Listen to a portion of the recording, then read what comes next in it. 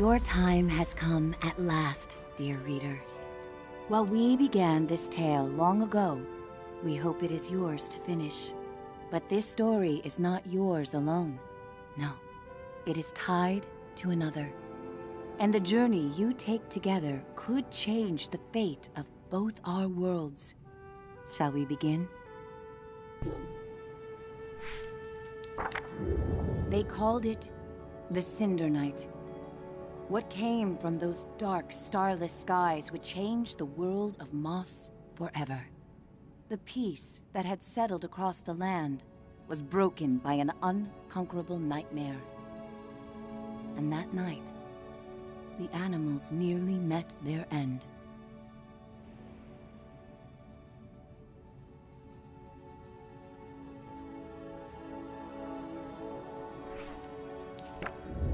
First, they killed the king. A winged creature broke from the shadows and plucked him from his royal bedchamber high atop the tallest tower. Next, the serpent Sarfog and the armies of the Arcane tore up from the underworld.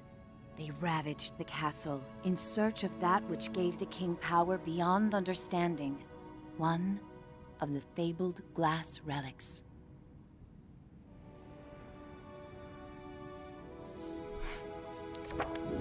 The King's Guard fought bravely, but the castle soon pulsed with the Arcane's evil. Every room was gutted, every statue, tapestry, and adornment hexed. But the glass was never found. Even the reclusive sprites set aside their differences on that fated night. They sent a great champion, empowered by their own glass relic, to challenge the serpent and its steel army.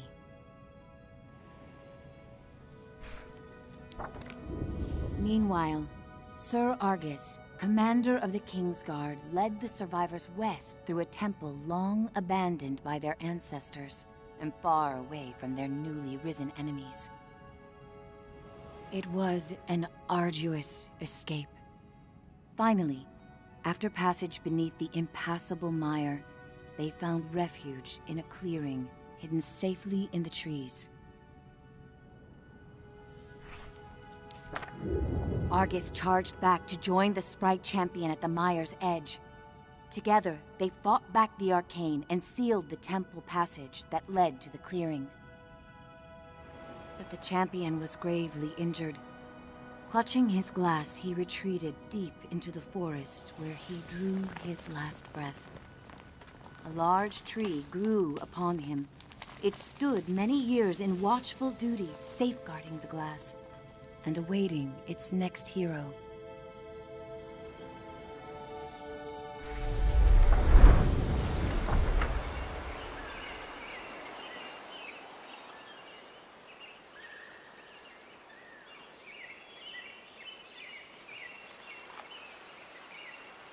That hero, albeit an unlikely one, did arrive at a time she'd be needed most.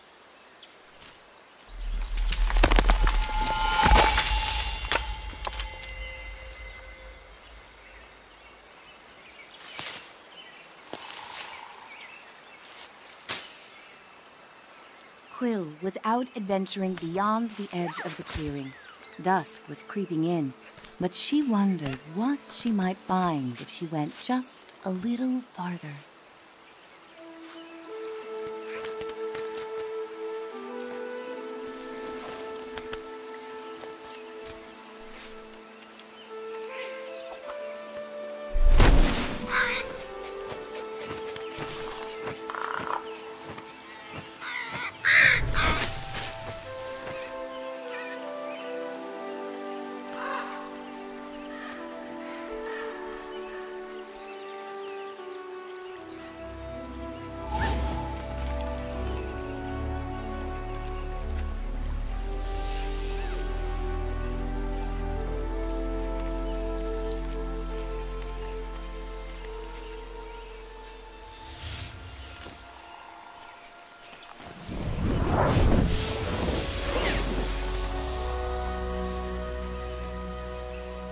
She was not exactly sure what she roused, but she felt no danger from the beings silently peering down at her.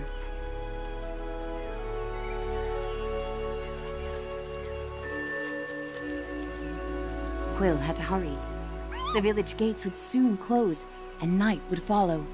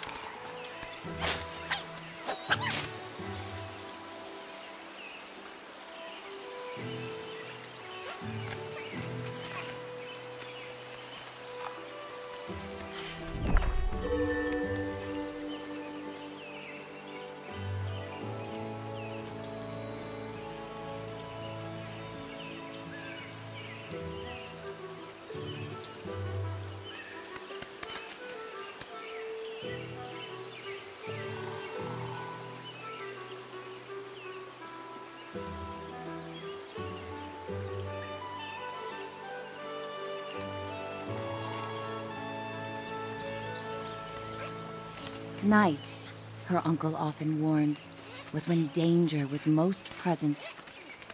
But Quill preferred the stories of the magical creatures that woke to protect the forest.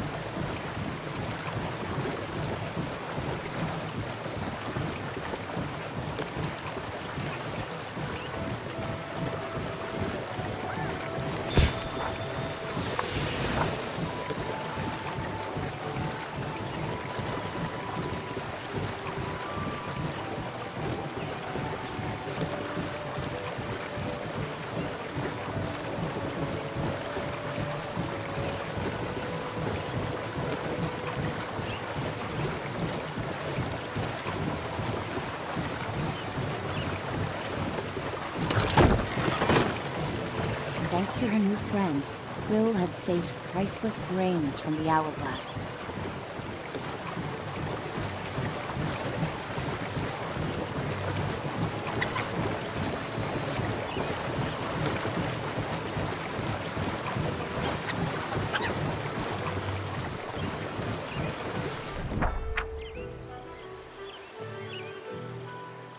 She raced to the door of the cottage she shared with her uncle, hoping once he saw her discovery, he'd lose himself in tales of its legend.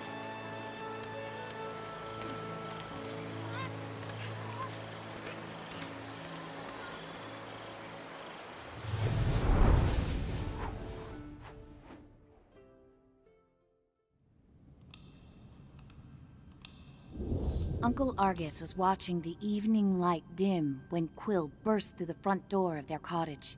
Uncle! Uncle, there's something you have to see! Out past the bell again, he scolded.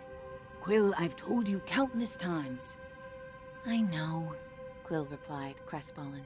I didn't mean to worry you, but I found something strange and magical.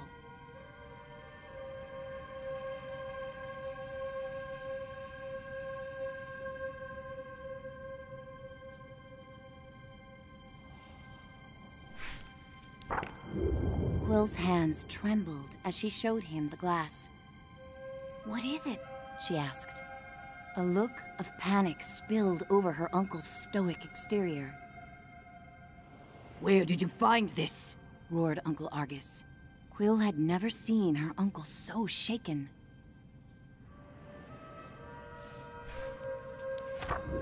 Just west of the clearing, she explained. And as soon as I picked it up, something started helping me. Uncle Argus followed her motion. A reader? With you, here, right now? Quill, what you found is very powerful and very dangerous, he said with great concern. If I could take this burden from you, I would. But this reader has chosen. Even with the moon full and bright, I must go right away. Quill pressed. Where are you going? I can help. We can help. No, he snapped. They'll find you and tear you apart. I have to go alone. It is for your own safety and for everyone here in the clearing. His long, heartfelt hug told her he was heading for danger.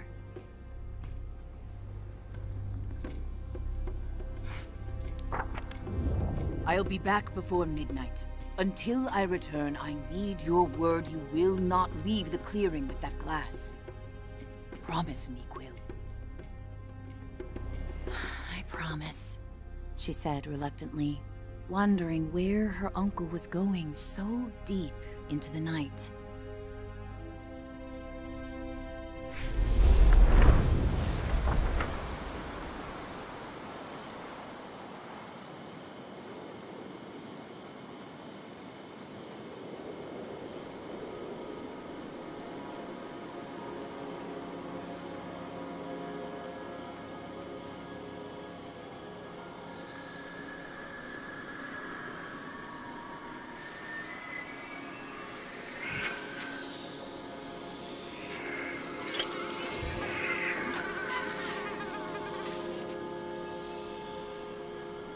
Hey, kid!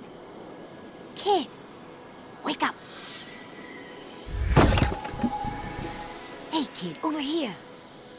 I know where your uncle went. I can show you. You're twofold now. Very important. Bring that glass, and your sidekick, too. We're going to need them. Quill called out. Hey! Starthing, wait!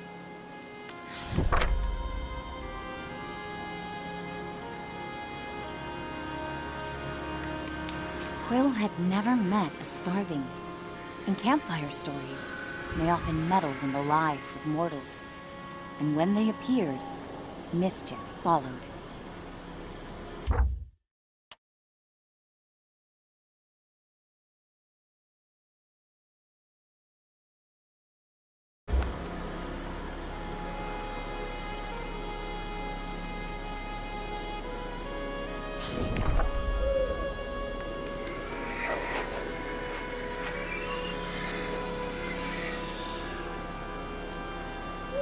Passage through the eastern gate was strictly forbidden. But despite her promise, Quill knew in her heart that Uncle Argus needed her.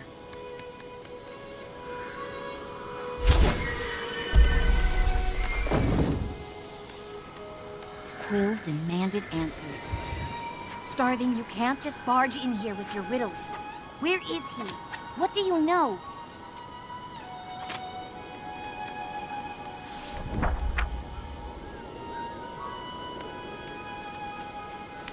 The trouble your uncle's heading for is the kind only you and that silent giant up there can get him out of.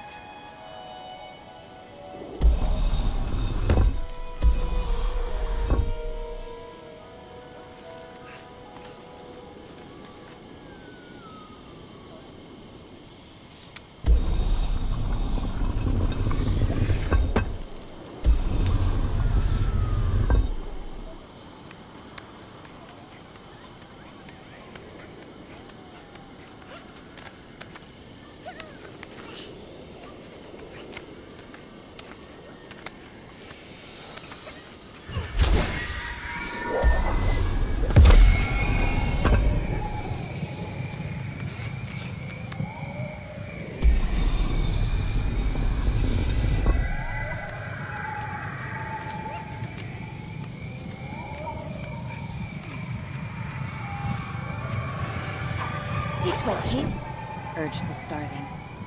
And don't forget to tuck your ears in.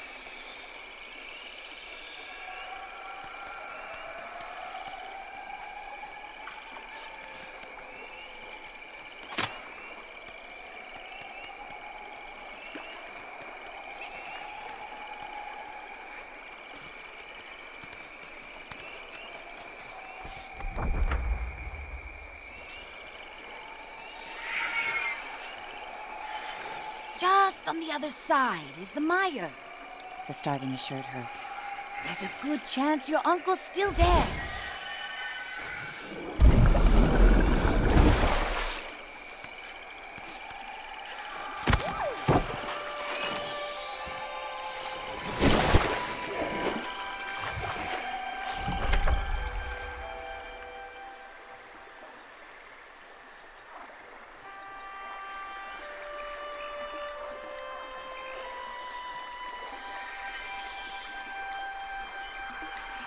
Did you hear that? The starling seemed anxious. I've ruffled enough leaves in these parts. I can't be seen with you. I'll catch up with you later. Just don't go and die on me.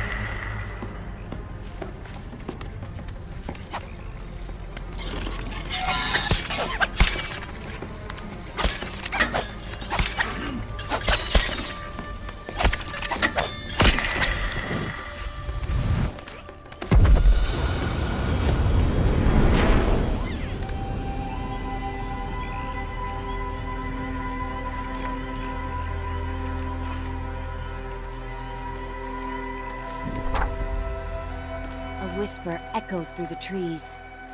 Fought like someone who has stolen our champion's power.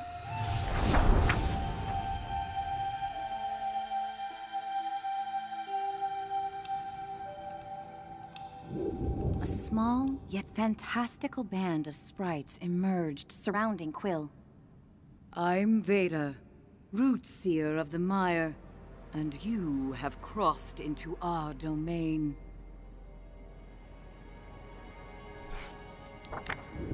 She sized up Quill with a rueful gaze, then turned her attention upward.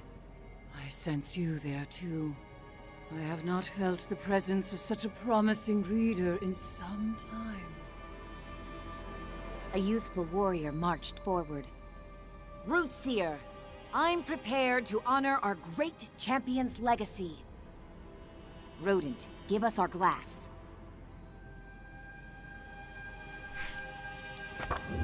Quill stepped closer. Where is my uncle? If you've hurt him... Silence! Veja thundered back. It was Argus who summoned us here, and now I see why. Young one, I'm afraid the trees hum of attack. Your uncle's been taken to the castle of your ancestors. Quill's knees buckled as Veja continued. Argus put himself at great risk calling for us.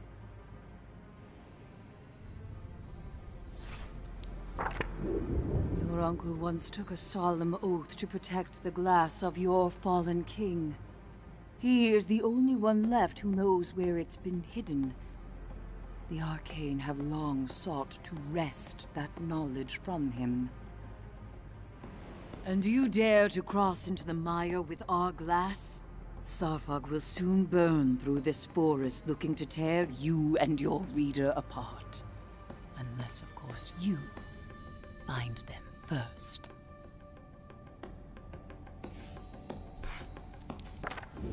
Take these. Weapons made for the mighty champion who died so that your people could live. Quill felt its otherworldly power course through her. Find your uncle, Twofold, before the serpent and its masters break him. The warrior fumed. Our glass with her? Rootseer! She's minuscule! Come now. The reader has chosen its hero. We must let their story unfold. Veda replied with a frost of finality, and vanished into the shadows of the mire.